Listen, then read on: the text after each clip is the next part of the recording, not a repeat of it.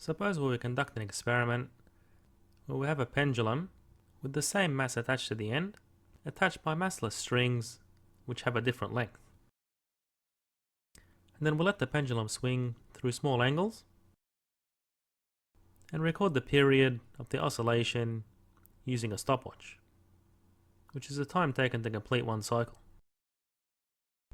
Now if we square both sides of this equation and divide through by the length, then we get a constant on the right hand side, and that's equal to 4.03.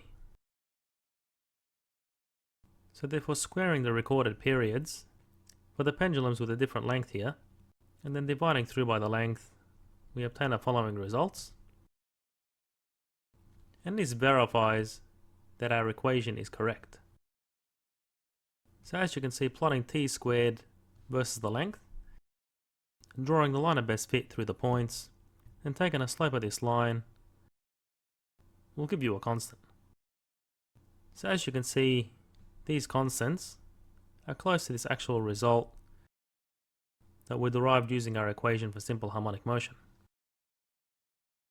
We're increasing the length of the pendulum, increases the time taken for it to complete one cycle,